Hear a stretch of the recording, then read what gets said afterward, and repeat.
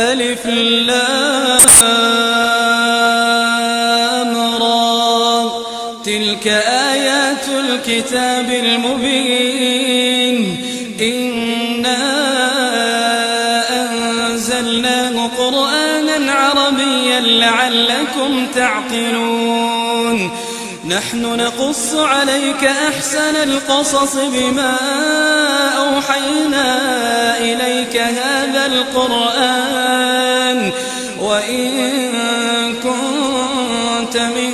قبله لمن الغافلين إذ قال يوسف لأبيه يا أبت إني رأيت 11 كوكبا والشمس والقمر رأيتهم لي ساجدين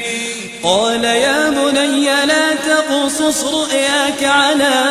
إخوتك فيكيدوا لك كيدا إن الشيطان للإنسان عدو مبين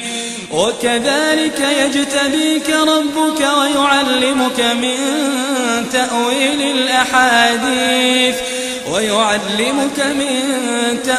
الأحاديث ويتم نعمته عليك وعلى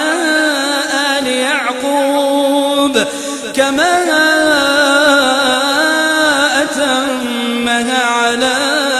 أبويك من قبل إبراهيم وإسحاق إن ربك عليم حكيم لقد كان في يوسف وإخوته آيات للسائلين إذ قالوا ليوسف وأخوه أحب إلى أبينا منا ونحن عصبة إن أبانا لفي ضلال مبين اقتلوا يوسف أو اطرحوه أرضا يخل لكم وجه أبيكم وتكونوا من بعده قوما صالحين قال قائل منهم لا تقتلوا يوسف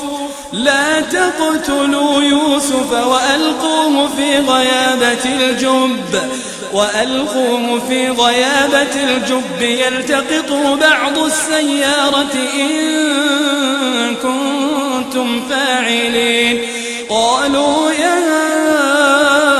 أبانا ما لك لا تأمنا على يوسف وإنا له لناصحون أرسله معنا غدا يرتع ويلعب وإنا له لحافظون قال إني ليحزنني أن تذهبوا به وأخاف أن يأكله الذئب وأنتم عنه غافلون قالوا لئن أكله الذئب ونحن عصبة إنا إذا لخاسرون فلما ذهبوا به وأجمعوا أن يجعلوه في غيابة الجب وأوحينا إليه لتنبئنهم بأمرهم هذا وهم لا يشعرون وجاءوا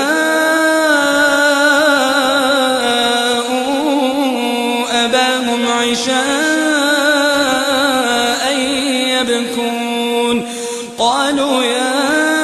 أبانا إنا ذهبنا نستبق وتركنا يوسف عند متاعنا فأكله الذئب وما أنت بمؤمن لنا ولو كنا صادقين وجاءوا على قميصه بدم كذب قال بل سولت لكم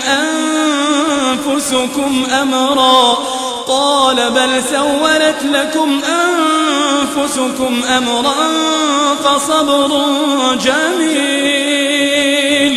فصبر جميل والله المستعان على ما تصفون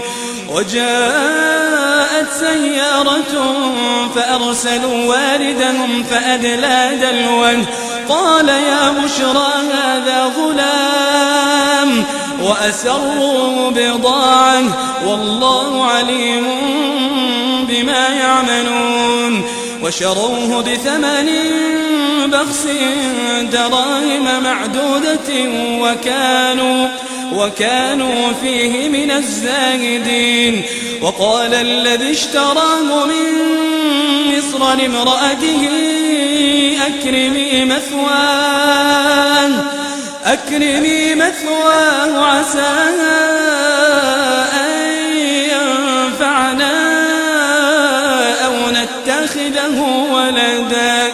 وكذلك مكنا ليوسف في الأرض ولنعلمه من تأويل الأحاديث والله غالب على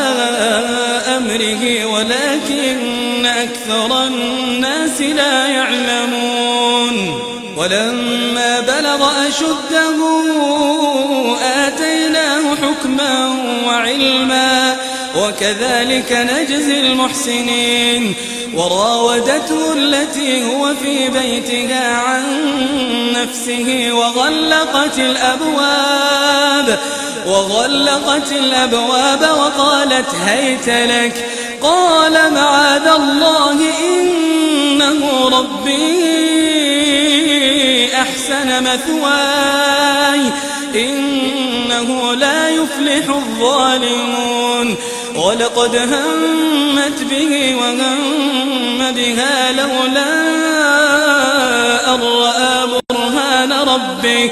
كذلك لنصرف عنه السوء والفحشاء إنه من عبادنا المخلصين واستبق الباب وقدت قميصه من دبر وألف يا سيدها لدى الباب قالت ما جزاء من أراد بأهلك سوءا إلا أن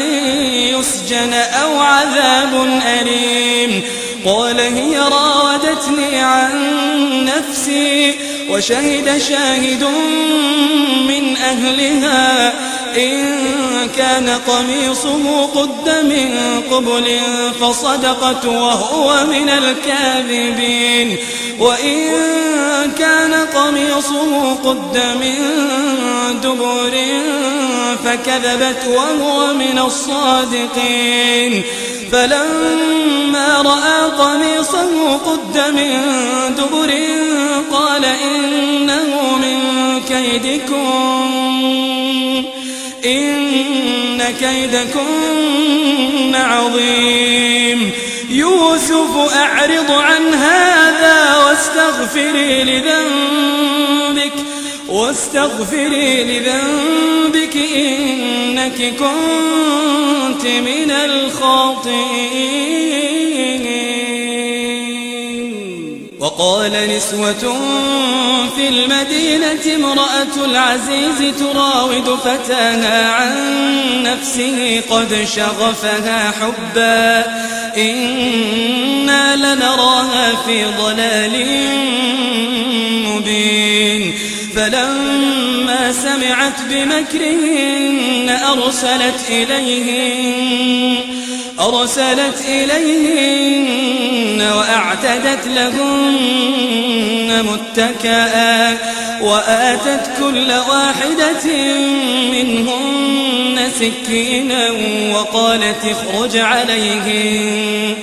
فلما رأينه أكبرنه وقطعن أيديهن وقلن حاش لله ما هذا بشرا إن هذا إلا ملك كريم قالت فذلكن الذي لمتنني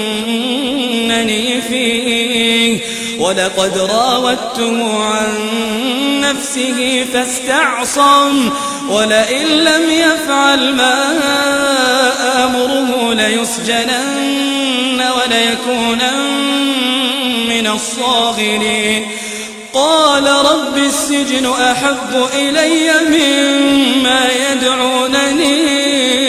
إليه وإلا تصرف عني كيدهن أصب إليهن وأكن من الجاهلين فاستجاب له ربه فصرف عنه كيدهن إنه هو السميع العليم ثم بدا لهم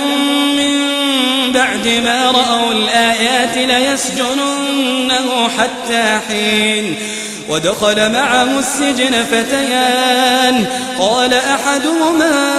إني أراني أعصر خمرا وقال الآخر إني أراني أحمل فوق رأسي خبزا تأكل الطير منه نبئنا بتأويله إنا نراك من المحسنين قال لا يأتيكما طعام ترزقانه إلا نبأتكما بتأويله قبل أن يأتيكما ذلكما مما علمني ربي إني تركت ملة قوم لا يؤمنون بالله وهم بالآخرة هم كافرون واتبعت ملة آبائي إبراهيم وإسحاق ويعقوب ما كان لنا أن نشرك بالله من شيء ذلك من فضل الله علينا وعلى الناس ولكن أكثر الناس لا يشكرون يا صاحبي السجن أأرباب متفرقون خير أم الله الواحد القهار ما تعبدون من دونه إلا أسماء سميتموها أنتم وآباؤكم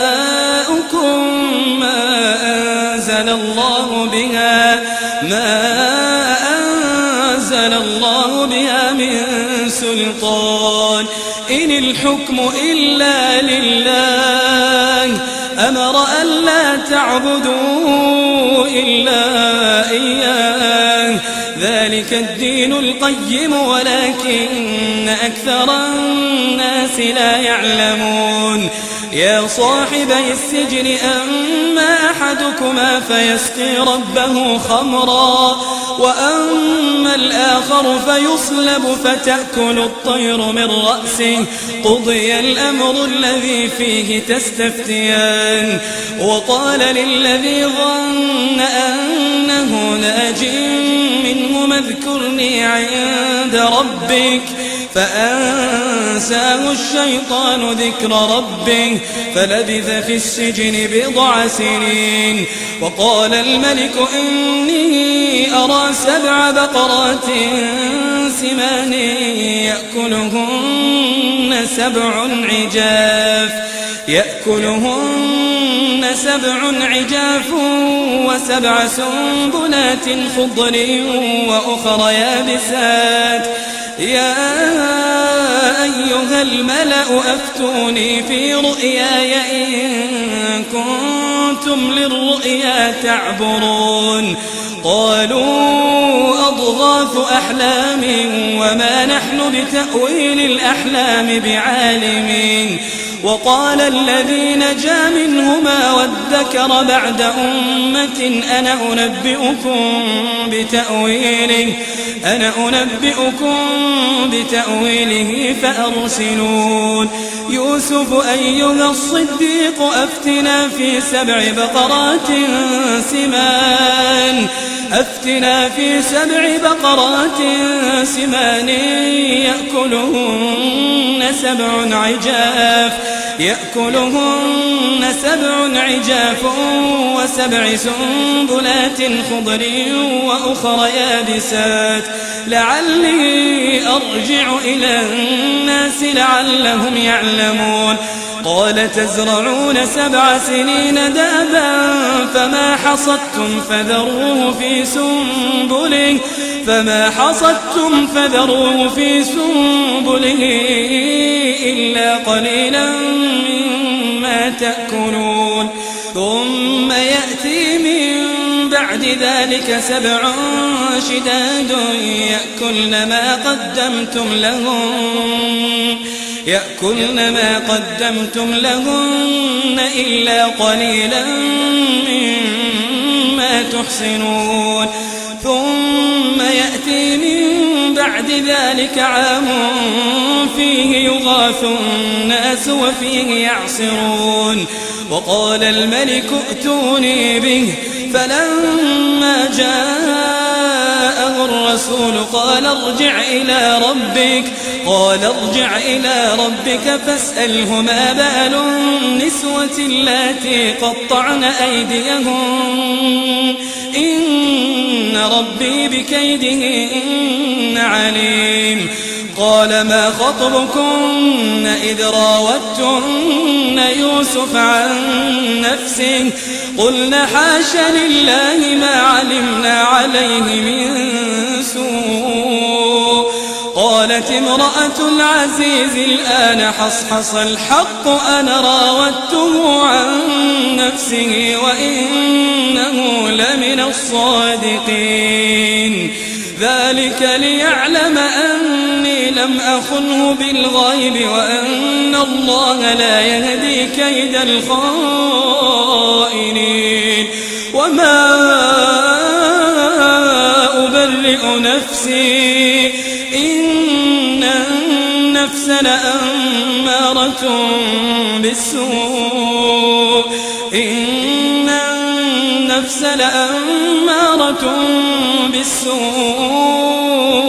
إلا ما رحم ربي إن ربي غفور رحيم وقال الملك ائتوني به أستخلصه لنفسي فلما كلمه قال إنك اليوم لدينا مكين أمين قال اجعلني على خزائن الأرض إني حفيظ عليم وكذلك مكنا ليوسف في الأرض يتبوأ منها حيث يشاء نصيب برحمتنا من نشاء ولا نضيع أجر المحسنين ولأجر الآخرة خير للذين آمنوا وكانوا يتقون وجاء إخوة يوسف فدخلوا عليه فعرفهم وهم له منكرون ولما جهزهم بجهازهم قال ائتوني بأخ لكم من أبيكم ألا ترون أني أوفي الكيل وأنا خير المنزلين فإن لم تأتوني به فلا كيل لكم عندي ولا تقربون قالوا سنراود عنه أباه وإنا لفاعلون وقال لفتيانه اجعلوا بضاعتهم في رحالهم لعلهم يعرفونها إذا انقلبوا إلى أهلهم لعلهم يرجعون فلما رجعوا إلى أبيهم قالوا يا أبانا منع منا الكيل فأرسل معنا أخانا نكتل وإنا له لحافظون قال هل آمنكم عليه إلا كما أمنتكم على أخيه من قبل فالله خير حافظا وهو أرحم الراحمين. ولما فتحوا متاعهم وجدوا بضاعتهم ردت إليهم قالوا يا أبانا ما نبغي هذه بضاعتنا ردت إلينا ونمير أهلنا ونحفظ أخانا ونزداد كيل بعير ذلك كيل يسير. قال لن أرسله معكم حتى تؤتون موثقا من الله لتأتونني به إلا أن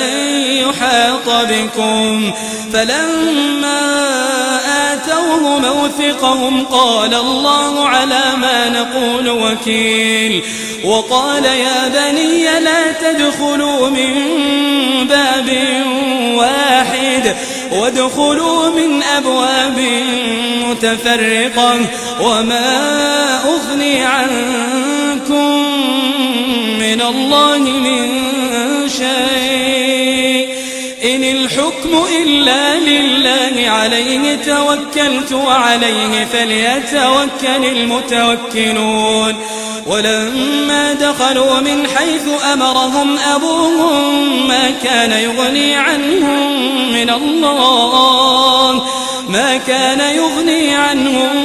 من الله من شيء إلا حاجة في نفس يعقوب قضاها وإنه لذو علم لما علمناه ولكن أكثر الناس لا يعلمون. ولما دخلوا على يوسف آوى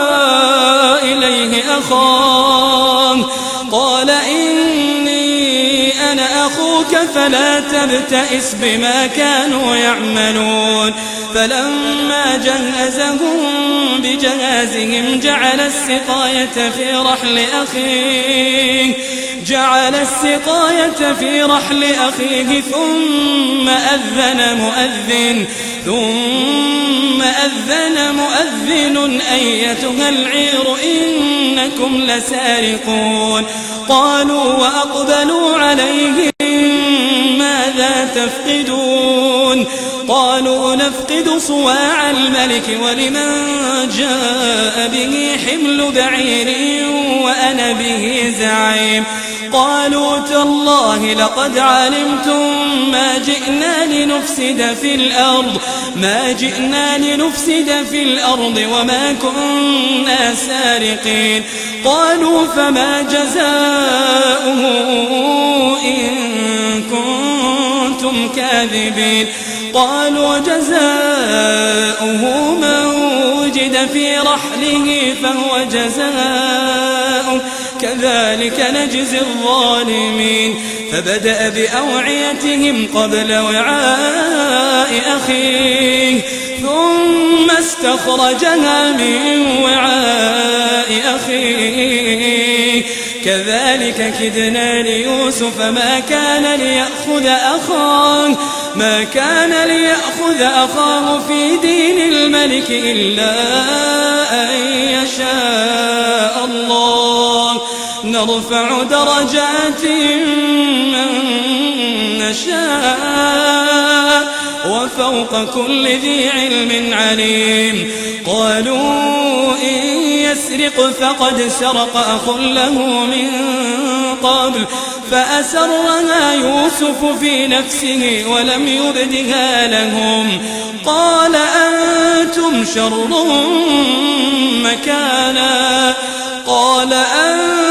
شر مكانا والله أعلم بما تصفون. قالوا يا أيها العزيز إن له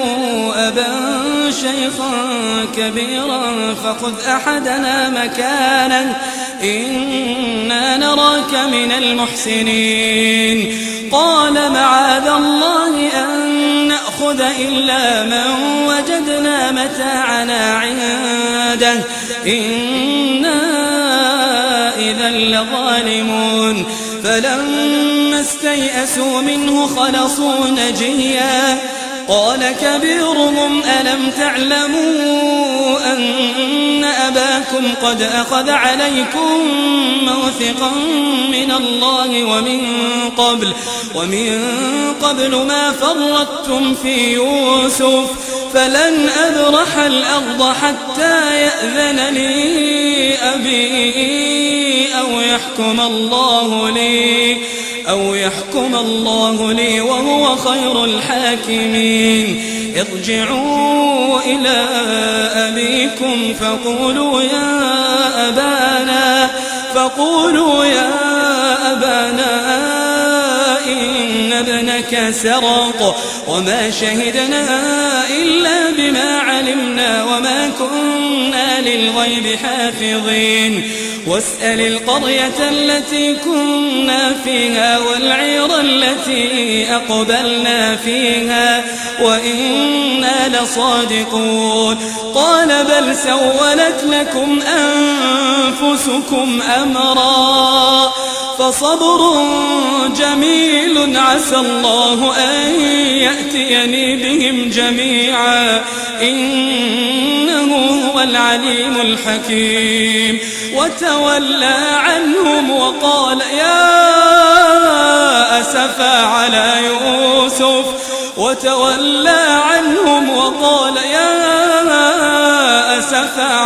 يوسف وابيضت عيناه من الحزن فهو كظيم قالوا تالله تفتأ تذكر يوسف حتى تكون حرضا أو تكون من الهالكين قال إنما أشكو بثي وحزني إلى الله وأعلم من الله ما لا تعلمون يا بني اذهبوا فتحسسوا من يوسف وأخيه ولا تيأسوا من روح الله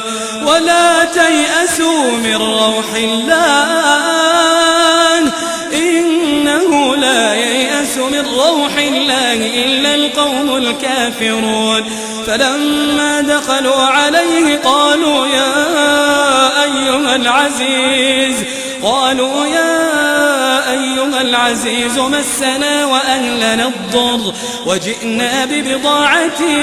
مزجاة فأوفلنا الكيل وتصدق علينا إن الله يجزي المتصدقين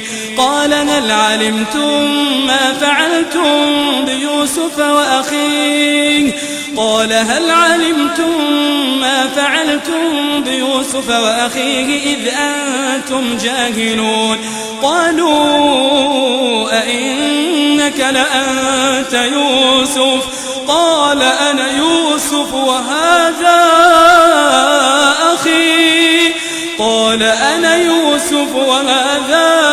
أخي قد من الله علينا إنه من يتق ويصبر فإن الله لا يضيع أجر المحسنين قالوا تالله لقد آثرك الله علينا وإن كنا لخاطئين قال لا تثريب عليكم اليوم يغفر الله لكم وهو أرحم الراحمين اذهبوا بقميصي هذا فألقوه على وجه أبي يأت بصيرا وأتوني بأهلكم أجمعين ولما فصلت العير قال أبوهم إني لأجد ريح يوسف لولا أن تفندون قالوا تالله إنك لفي ضلالك القديم فلما أن جاء البشير ألقاه على وجهه فارتد بصيرا قال ألم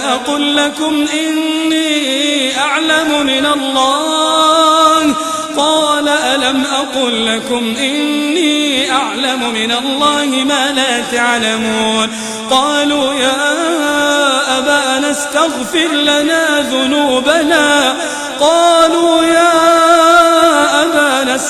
لنا ذنوبنا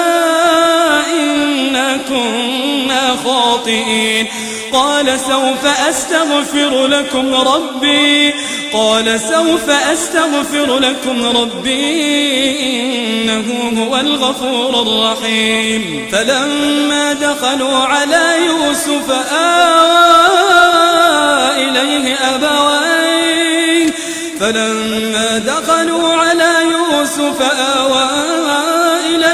أبويه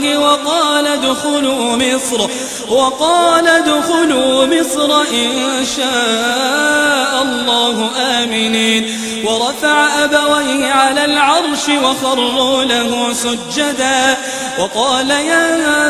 أبت هذا تأويل رؤياي من قبل قد جعلها ربي حقا وقد أحسن بي إذ أخرجني من السجن وجاء بكم من البدو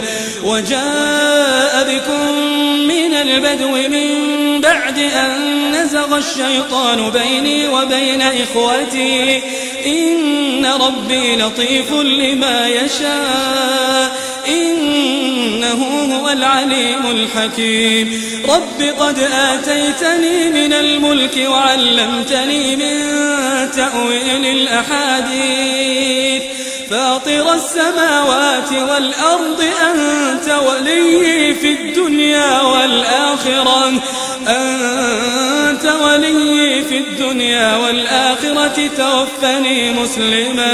توفني مسلما وألحقني بالصالحين ذلك من أنباء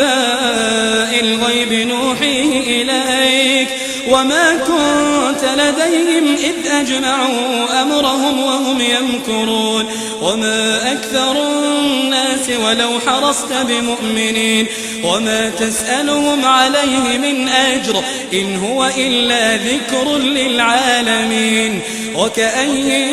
من آية في السماوات والأرض يمرون عليها وهم عنها معرضون وما يؤمن أكثرهم بالله إلا وهم مشركون أفأمنوا أن تأتيهم غاشية من عذاب الله أو تأتيهم الساعة بغتة وهم لا يشعرون قل هذه سبيلي أدعو إلى الله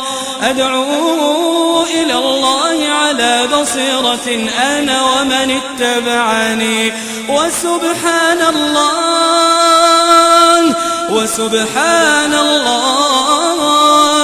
وسبحان الله وما أنا من المشركين وما أرسلنا من قبلك إلا رجالا نوحي إليهم من أهل القرى أفلم يسيروا في الأرض فينظروا كيف كان عاقبة الذين من قبلهم ولدار الآخرة خير للذين اتقوا أفلا تعقلون حتى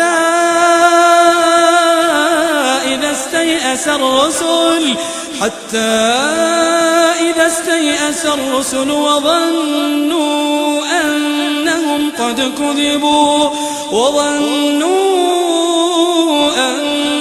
قد كذبوا جاءهم نصرنا فنجي من نشاء ولا يرد بأسنا عن القوم المجرمين لقد كان في قصصهم عبرة لأولي الألباب ما كان حديثا يفترى ولكن تصديق الذي بين يديه وتفصيل كل شيء وهدى ورحمة لقوم يؤمنون.